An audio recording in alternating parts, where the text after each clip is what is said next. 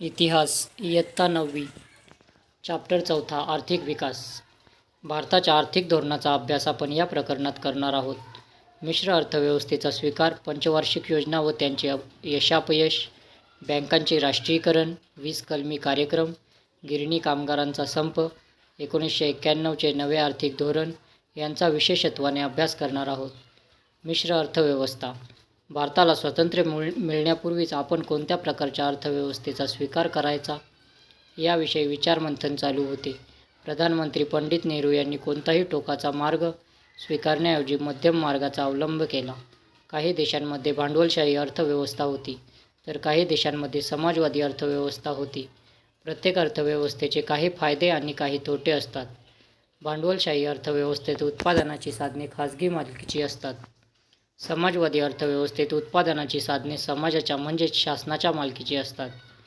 मिश्र अर्थव्यवस्था खाजगी आणि सामाजिक अशा दोन्ही क्षेत्रात कार्य करते. आधुनिक भारताचा आर्थिक विकास साधण्यासाठी दोन्ही अर्थव्यवस्थांपेक्षा मिश्र अर्थव्यवस्थेला भारताने प्राधान्य दिले. या अर्थव्यवस्थेत आपणास 3 भाग दिसून येतात. 1. सार्वजनिक क्षेत्र. या क्षेत्रातील उद्योगधंदे पूर्णपणे सरकारच्या नियंत्रणाखाली व व्यवस्थापनाखाली असतात. उदाहरणार्थ संरक्षण साहित्य उत्पादन. 2. खाजगी क्षेत्र. या क्षेत्रातील उद्योगधंदे पूर्णपणे खाजगी उद्योजकांच्या मालकीचे असतात, अर्थात त्यावर सरकारी देखरेख व नियंत्रण असते. उदाहरणार्थ उपभोग्य वस्तू. 3. संयुक्त क्षेत्र. या क्षेत्रात काही उद्योग खाजगी उद्योजकांच्या मालकीचे तर काही सरकारी व्यवस्थापनाखाली चालवले जातात. मिश्र अर्थव्यवस्था सुरळीत चालण्यासाठी खाजगी व सार्वजनिक क्षेत्र यात सुसंवाद असणे गरजेचे असते. या व्यवस्थेचे एकच उद्दिष्ट आहे, ते म्हणजे अधिकाधिक उत्पादन आणि मोठ्या प्रमाणावर लोकसहभाग. या व्यवस्थेत भांडवलशाही व समाजवादी अर्थव्यवस्थेतील चांगले गुण एकत्र आणण्याचा प्रयत्न केला आहे. नफ्याची प्रेरणा, उपक्रमशीलता, नियमपालन, कालबद्ध नियोजन इत्यादी गोष्टी मिश्र अर्थव्यवस्थेत दुर्लक्षून चालत नाहीत. या व्यवस्थेत देशहिताला प्राधान्य देण्याची प्रवृत्ती असते. दीर्घकालीन विकासावर अधिक भर देण्यात येतो. संरक्षण, शास्त्रीय संशोधन, शिक्षण, रस्ते, रेल्वे, कालवे, बंदरे आणि विमानतळ उभारणी ही क्षेत्रे भरपूर भांडवल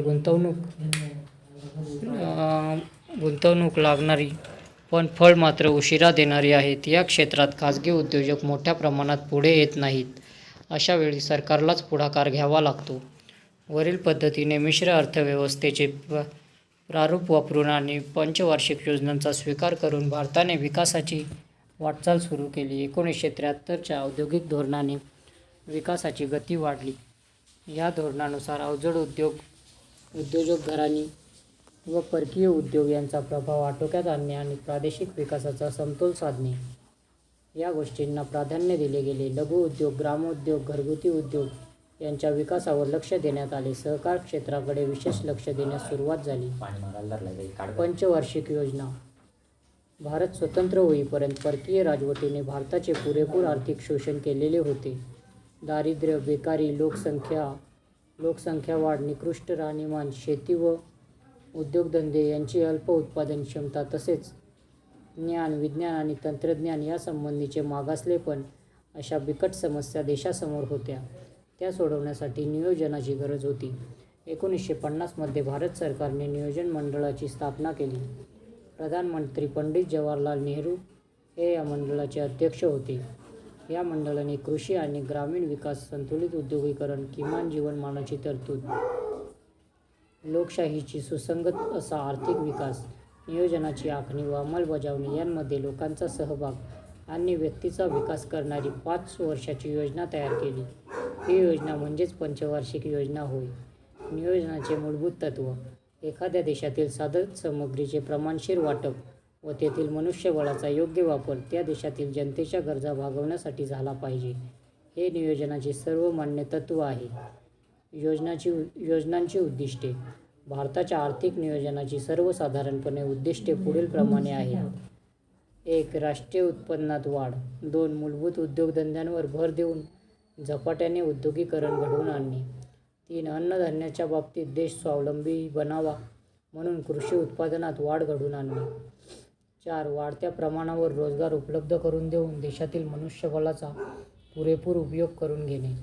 5. प्राप्ती आणि संपत्ती यांमधील विषमता दूर करणे. 6. वस्तूंच्या किमती स्थिर पातळीवर ठेवणे. 7. कुटुंब नियोजन करून वाढत्या लोकसंख्येला आळा घालणे.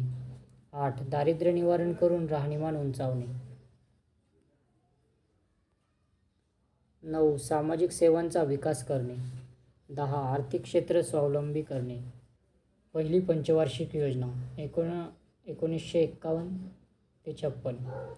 या योजनेत शेती, सामाजिक विकास, जलसिंचन व पूर नियंत्रण, ऊर्जा साधने, ग्रामीण व छोटे उद्योग, मोठे उद्योग व खनिजे, वाहतूक व दळणवळण, शिक्षण, आरोग्य यांवर खर्च करण्यात आला. नियोजनबद्ध आर्थिक विकासाची पायाभरणी करणारी ही योजना होती. दुसरी पंचवार्षिक योजना. या योजनेत औद्योगिकरणाचे महत्त्वाकांक्षी उद्दिष्ट साध्य करायचे होते. दुर्गापूर, भिलाई, रूरकेला येथील पोलादाचे कारखाने, सिंद्री येथील रासायनिक खतांचा कारखाना, चित्तरंजन येथील रेल्वे इंजिनाचा कारखाना, पेरापूरचा आगगाडीच्या डब्यांचा कारखाना, विशाखापट्टणमचा जहाज बांधणीचा कारखाना इत्यादी प्रचंड व अवजड उद्योगधंद्यांचे कारखाने सार्वजनिक क्षेत्रात उभारण्यात आले. शेतीला पाणीपुरवठा करण्यासाठी भाकरा नांगल, दामोदर यांसारखी प्रचंड धरणे उभारण्यात आली. या योजनेमुळे राष्ट्रीय उत्पन्नात वाढ झाली. तिसरी पंचवार्षिक योजना. या योजनेत उद्योग व कृषी विकासाचे संतुलन साध्य करावयाचे होते. दरसाल राष्ट्रीय उत्पन्नात वाढ घडवून आणणे, अवजड उद्योग, वाहतूक व खनिज उद्योग विकास, विषमतेचे निर्मूलन करणे आणि रोजगार संधी विस्तार हा मुख्य हेतू होता. तिसऱ्या पंचवार्षिक योजनेनंतर 3 एकवार्षिक योजना हाती घेण्यात आल्या. या काळात तीव्र दुष्काळाचा सामना करावा लागला. चीनचे आक्रमण आणि पाकिस्तानशी युद्ध यांमुळे विकासाच्या कामांपेक्षा संरक्षणाकडे व दुष्काळ निवारणाकडे सरकारला अधिक लक्ष द्यावे लागले. या गोष्टींमुळे भारताच्या अर्थव्यवस्थेवर फार ताण पडला. चौथी पंचवार्षिक योजना 1969-1974. या योजनेची उद्दिष्टे ठरवताना भारत स्वावलंबी बनावा, मूलभूत उद्योगांचा सरकारने विकास करावा, आर्थिक विकासाचा वेग वाढावा आणि समाजवादी समाजरचना निर्माण करण्याकडे लक्ष पुरवावे असे ठरवण्यात आले. या योजनेच्या काळात देशातील 14 प्रमुख बँकांचे राष्ट्रीयकरण करण्यात आले. ही योजना अपेक्षेइतकी यशस्वी झाली नाही. चौथ्या योजना काळात बांगलादेश युद्धाचे परिणाम भारतीय अर्थव्यवस्थेला सहन करावे लागले. निर्वासितांवरील खर्च सहन करावा लागला. सरकारी नोकरांची पगारवाढ, रेल्वे कर्मचारी वेतनवाढ, आंतरराष्ट्रीय बाजारातील पेट्रोलचे वाढते भाव यांमुळे भारतीय अर्थव्यवस्थेला धक्के सहन करावे लागले. पाचवी पंचवार्षिक योजना 1974 ते 1979. गरिबी दूर करून देश आर्थिकदृष्ट्या स्वावलंबी बनवण्याचे प्रमुख उद्दिष्ट डोळ्यांसमोर ठेवून ही योजना तयार करण्यात आली. या योजनेत राष्ट्रीय उत्पन्नात वाढ करणे, मोठ्या प्रमाणावर रोजगार उपलब्ध करून देणे, शिक्षण, सकस आहार, पिण्याच्या पाण्याचा पुरवठा करणे, वैद्यकीय उपचाराच्या सुविधा ग्रामीण भागाला पुरवणे, ग्रामीण भागात वीज पुरवठा व दळणवळणाची साधने पुरवण्यासाठी रस्ते बांधणे, समाज कल्याणाच्या योजना व्यापक प्रमाणावर राबवणे, कृषी विकास घडवून आणणे, मूलभूत उद्योगधंदे वाढवणे, अन्नधान्य व इतर जीवनोपयोगी वस्तूंची खरेदी एकाधिकार पद्धतीने करून त्या सार्वजनिक वितरण व्यवस्थांद्वारा गरिबांना रास्त किमतीत पुरवणे अशी उद्दिष्टे नमूद करण्यात आली आहेत.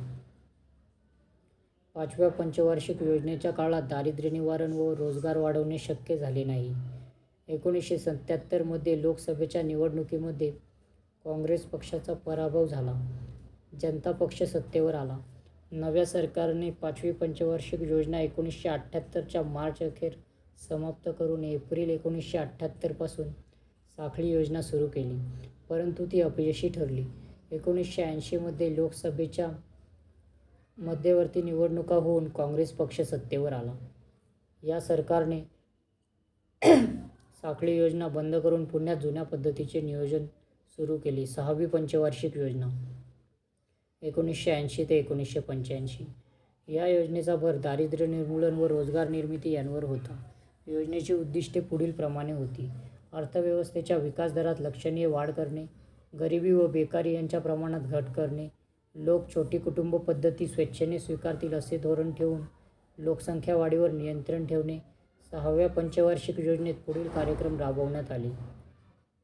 एकात्मिक ग्रामीण विकास कार्यक्रम IRDP, ग्रामीण भूमिहीन रोजगार हमी कार्यक्रम RLEGP, राष्ट्रीय ग्रामीण रोजगार कार्यक्रम NREP, सलेम पोलाद प्रकल्प.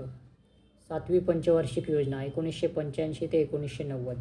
या योजनेचा भर अन्न, रोजगार आणि उत्पादकता यांवर होता. विकास, आधुनिकीकरण, आत्मनिर्भरता, सामाजिक न्याय यांवर भर देणे, उत्पादनाच्या तंत्रांमध्ये सुधारणा करणे, राष्ट्रीय उत्पन्नात दरवर्षी 5% वाढ करणे, अन्नधान्याच्या उत्पादनात वाढ करणे ही या योजनेची उद्दिष्टे होती. या योजनेत पुढील कार्यक्रम सुरू करण्यात आले. जवाहर रोजगार योजना, इंदिरा आवास योजना, दशलक्ष विहिरींची योजना. रोजगार निर्मितीच्या दृष्टीने 7वी पंचवार्षिक योजना महत्त्वपूर्ण ठरली. 8वी पंचवार्षिक योजना 1992 ते 1997. या योजनेत खाजगी क्षेत्राला वाव देण्यात आला. योजनेची वैशिष्ट्ये पुढील प्रमाणे होती.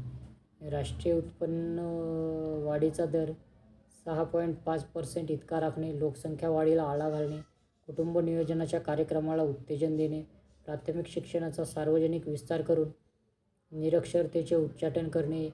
या योजनेत पुढील कार्यक्रम सुरू करण्यात आले. प्रधानमंत्री रोजगार योजना, महिला समृद्धी योजना, राष्ट्रीय सामाजिक आर्थिक सहाय्य योजना, मध्यान्ह आहार योजना, इंदिरा महिला योजना, गंगा कल्याण योजना. 8व्या पंचवार्षिक योजनेत खाजगी क्षेत्राचे महत्त्व वाढले. 1991 मध्ये स्वीकारलेल्या उदार व मुक्त धोरणाचे प्रतिबिंब या योजनेत दिसते. 9वी पंचवार्षिक योजना 1997 ते 2002. कृषी व ग्रामीण विकास यांवर या योजनेत भर देण्यात आला. आर्थिक विकासाचा दर वाढवणे, पायाभूत क्षेत्रात निकोप स्पर्धा निर्माण करणे, परकीय गुंतवणुकीसाठी औद्योगिक धोरणाला नवी दिशा देणे ही या योजनेची उद्दिष्टे होती. या योजनेत स्वर्ण जयंती शहरी रोजगार योजना, भाग्यश्री बाल कल्याण योजना, राजराजेश्वरी महिला कल्याण योजना, स्वर्ण जयंती ग्राम स्वरोजगार योजना, जवाहर ग्राम समृद्धी योजना, अंत्योदय अन्न योजना, प्रधानमंत्री ग्राम सडक योजना इत्यादी कार्यक्रम सुरू करण्यात आले. या योजनेत संपर्क व्यवस्था आणि सेवा क्षेत्राची प्रगती अपेक्षित प्रमाणात साध्य झाली. बांधकाम, दळणवळण या क्षेत्रात वाढ झाली. बँकांचे राष्ट्रीयकरण. पंडित नेहरू आणि लाल बहादूर शास्त्री या प्रधानमंत्र्यांच्या काळात भारतातील बँकिंग व्यवसाय खाजगी क्षेत्राच्या मक्तेदारीचा व्यवसाय होता. या बँका उद्योग समूहांचे प्रतिनिधित्व करत होत्या. या बँकांचे संचालक मंडळ उद्योगांचा विकास व नफा वाढवण्यासाठी कार्यरत होते. याला छेद देण्यासाठी सरकारने 1955 मध्ये इम्पिरियल बँकेचे राष्ट्रीयकरण केले आणि तिचे रूपांतर भारतीय स्टेट बँकेत झाले. या बँकेने अल्पावधीत आपल्या शाखा देशभर उघडून शासकीय विकासात महत्त्वाची भूमिका बजावण्यास सुरुवात केली. राष्ट्रीयकरणाची पार्श्वभूमी. भारताने स्वातंत्र्योत्तर कालखंडात मिश्र अर्थव्यवस्था स्वीकारली होती. योजना राबवताना तूट निर्माण झाल्यास ती भरून काढण्यासाठी बँकांचे राष्ट्रीयकरण होणे गरजेचे होते. राष्ट्रीयकरण झाल्यावर या बँकांना मिळणारा नफा सरकारी खजिन्यात जमा होणार होता. याच्याच जोडीला लघु व मध्यम उद्योगांचे विकास धोरण राबवणे आवश्यक होते. लाल बहादूर शास्त्रींनी अन्नधान्य टंचाई आणि दुष्काळावर मात करण्यासाठी हरित क्रांतीचा प्रयोग हाती घेतला होता. प्रधानमंत्री इंदिरा गांधी यांच्या कार्यकाळात काँग्रेस पक्षातील समाजवादी विचारांनी प्रेरित झालेल्या Congress forum for socialist action या गटाने व्यापारी बँकांचे राष्ट्रीयकरण करावे अशी मागणी केली. कम्युनिस्ट पक्षाचाही या निर्णयाला पाठिंबा होता. 20 कलमी कार्यक्रम. 1 जुलै 1975 रोजी प्रधानमंत्री इंदिरा गांधी यांनी 20 कलमी कार्यक्रमाची घोषणा करून विकसित राष्ट्राच्या दिशेने वेगवान वाटचाल करण्याच्या प्रयत्नांचा संकल्प सोडला. यातील प्रमुख तरतुदी पुढीलप्रमाणे. 1. शेती आणि शहरी भागातील कमाल जमीन धारणा, संपत्तीची समान वाटणी, शेतमजुरांना किमान वेतन, जलसंधारण योजनात वाढ करणे. 2. कामगारांचा उद्योग क्षेत्रात सहभाग, राष्ट्रीय प्रशिक्षण योजना आणि वेठबिगार मुक्ती करणे. 3. कर चुकवेगिरी, आर्थिक गुन्हे व तस्करी रोखणे. 4. जीवनावश्यक वस्तूंचे दर नियंत्रण, रेशनिंग व्यवस्थेत सुधारणा करणे. 5. हातमाग क्षेत्र विकासाद्वारे उत्तम वस्त्रोद्योग निर्मिती, दुर्बल घटकांची कर्जमुक्ती, घरबांधणी, दळणवळण सुविधा, शाळांसाठी शैक्षणिक साहित्य उपलब्ध करून देणे. कामगार समस्या. 11 जुलै 1851 रोजी मुंबईत पहिली कापडगिरणी कावतजी दावर यांनी सुरू केली. पुढे दादर, परळ, बायखळा, शिवडी, प्रभादेवी आणि वर्ली येथे कापडगिरण्या सुरू झाल्या. हा भाग गिरणगाव म्हणून ओळखला जाऊ लागला. 80च्या दशकात कामगारांमध्ये असंतोष निर्माण होण्यास अन्य क्षेत्रातील आर्थिक परिस्थिती कारणीभूत होती. काही उद्योगात कामगारांचे पगार वाढत होते. त्यांना बोनसची रक्कम जास्त मिळत होती. गिरणी कामगारांपेक्षा त्यांना जास्तीच्या सुविधा मिळत होत्या. 1981च्या दिवाळीत कामगारांना 20% बोनसची अपेक्षा होती. कामगारांचे प्रतिनिधित्व करणाऱ्या राष्ट्रीय मिल मजदूर संघाने मालक वर्गाशी वाटाघाटी करून कामगार वर्गाला विश्वासात न घेता 8 ते 17% वर तडजोड केली. बोनसमधील कपात ही असंतोषाची ठिणगी ठरली. काही कामगार डॉ. दत्ता सामंत यांच्याकडे गेले. त्यांनी डॉ. दत्ता सामंत यांना नेतृत्व स्वीकारण्याची विनंती केली. 65 गिरण्यांमधील कामगार एकत्र आले आणि दत्ता सामंत संपाचे नेतृत्व करू लागले. 18 जानेवारी 1982 रोजी मुंबईत 2.5 लाख कामगार संपावर गेले. गिरणगावची धडपड थांबली. जणू मुंबईचे हृदयच बंद पडले. राष्ट्रीय मुख्यमंत्री ब्या. अंतुले यांनी ही समस्या सोडवण्यासाठी त्रिपक्षीय समिती नेमली. पुढे बाबासाहेब भोसले मुख्यमंत्री झाले. कायद्यानुसार सरकार राष्ट्रीय मिल मजदूर संघाशीच बोलणे करेल अशी भूमिका त्यांनी घेतली. डॉ. दत्ता सामंत यांनी हा कायदा रद्द करण्याची मागणी केली. संपाच्या सुरुवातीच्या काळात कामगारांना गावाकडून मदत सुरू झाली. सुरुवातीला एकमेकांना मदत करणे कामगारांना फारसे अवघड गेले नाही. विभागीय समित्या स्थापन करून त्यांनी अन्नधान्य, मदत निधी यांचे वाटप केले. डाव्या पक्षांनी संपाला पाठिंबा दिला होता. संप रेंगाळायला लागताच कामगारांमध्ये फूट पडण्याचे प्रयत्न सुरू झाले. संपाला 6 महिने पूर्ण झाले. केंद्र सरकारने संपाकडे पूर्ण दुर्लक्ष केले. कामगारांनी जेलभरो आंदोलन सुरू केले. सप्टेंबर 1982 मध्ये महाराष्ट्र विधानसभेवर 1.5 लाख कामगारांचा मोर्चा गेला. त्याचा उपयोग झाला नाही. संपाला 1 वर्ष पूर्ण झाले. एवढा प्रदीर्घ काळ चाललेला हा पहिलाच संप होता. या कालावधीत सुमारे 1.5 लाख कामगार बेकार झाले. कापडापेक्षा पॉलिएस्टरला महत्त्व आल्याने मुळातच गिरणीतील कापडाच्या खपावर परिणाम झाला होताच. मुंबईतून कापड गिरण्या सुरत आणि गुजरातमध्ये गेल्या. केंद्र सरकारने 13 गिरण्यांचे राष्ट्रीयीकरण केले. समस्या सोडवण्यासाठी लवाद नेमले गेले, पण तो यशस्वी झाला नाही. नवे आर्थिक धोरण. आधुनिक भारताच्या इतिहासात 1991 साल महत्त्वाचे आहे. 10व्या लोकसभा निवडणुकांनंतर केंद्रात पी. नरसिंहराव प्रधानमंत्री झाले. त्यांनी अर्थमंत्री डॉ. मनमोहन सिंग यांच्या सहकार्याने भारताची अर्थव्यवस्था जागतिक अर्थव्यवस्थेशी जोडण्यासाठी नवे आर्थिक धोरण स्वीकारले. यासाठी भारतीय अर्थव्यवस्थेतून मूलभूत स्वरूपाचे बदल घडवले. भारतीय अर्थव्यवस्थेला जागतिक प्रवाहात आणले. या काळात भारताची आर्थिक अवस्था बिकट झाली होती. पी. नरसिंहराव यांच्या अगोदर चंद्रशेखर यांचे सरकार होते. या सरकारच्या काळात चलनवाढीचा दर 17% होता.